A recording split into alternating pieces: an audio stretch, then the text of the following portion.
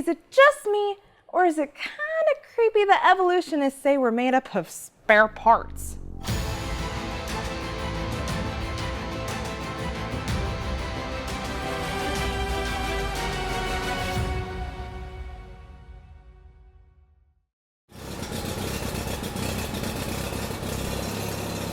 Working on your car? I can't hear you. Can you shut it off? I can't hear you because the car's on. What's in the box? Oh, you know, my car's leftover parts. I always have a few of them left over when I'm done working on it. Parts you don't need? Pretty sure. Are you sure you don't need these? Or you know this? Not really, but I started the engine and it runs without this junk. You know, all this reminds me about what our textbook says about vestigial structures. Can you help me grab it out of my backpack? How do you not know what's in your car? Something wrong? No, but why don't you look it up for us? Oh, yeah, right. Okay. Where is it? Oh, there it is right there.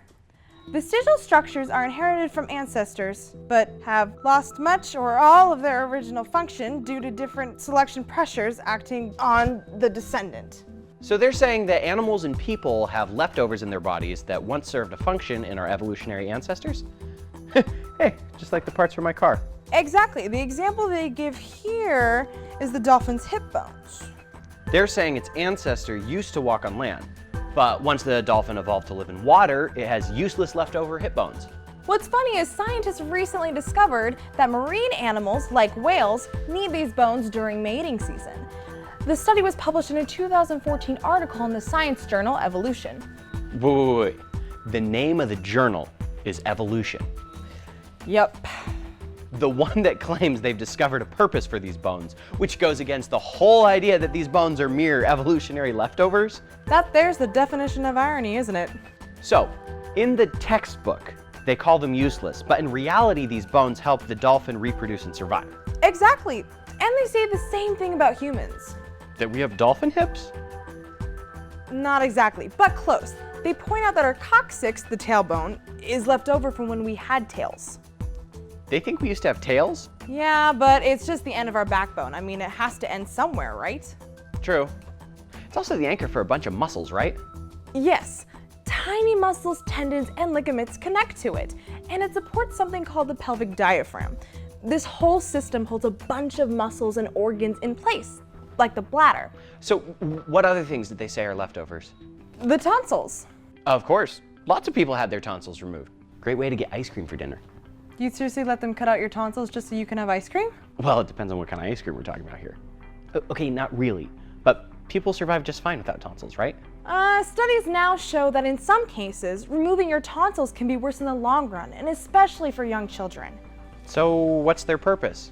Tonsils are placed at the back of the throat so they trap germs when we breathe.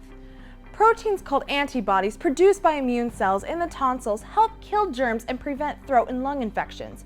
They actually manufacture antibodies against disease. They're basically the first line of defense against inhaled or ingested viruses. So what about the appendix? It's thought to be vestigial, right? I'm not even sure I know what it is. It's a tube-shaped sac attached to the lower end of the large intestine. It's part of your digestive system, and Okay, enough said. But they also have purpose? Yes, it's the storehouse for beneficial bacteria. When you fight an intestinal disease, your body gets rid of bacteria, both good and bad. But then the appendix can quickly resupply your system with good bacteria. Sounds pretty helpful. Yep. It also plays a role in our body's immune system, especially when we're younger. Sounds pretty important. Charles Darwin thought vestigial structures were a winning argument for evolution. And he believed there were lots of vestigial structures? Yeah. And a German anatomist by the name of Robert Wiedersheim made a list of 86 vestigial structures in the human body. And later, evolutionists expanded the list to about 180.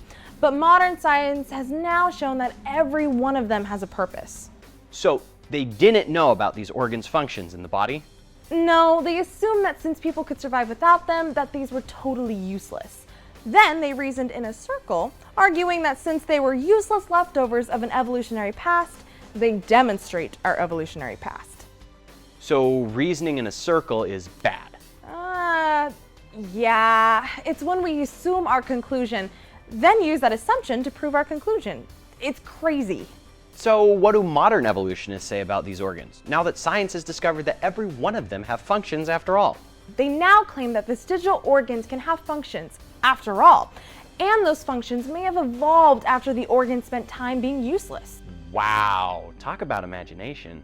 It's kind of sad that they think we're made up of useless parts, instead of acknowledging the design by Jesus, the creator. It kind of reminds me of Psalm 139:14. Yeah, it says, I will praise you, for I am fearfully and wonderfully made. Marvelous are your works, and that my soul knows very well.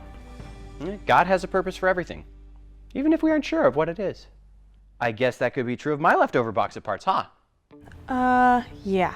By the way, this is the air cleaner that filters air going to the engine, the EGR valve regulates exhaust, and the EVAP canister prevents gas from leaking into the atmosphere.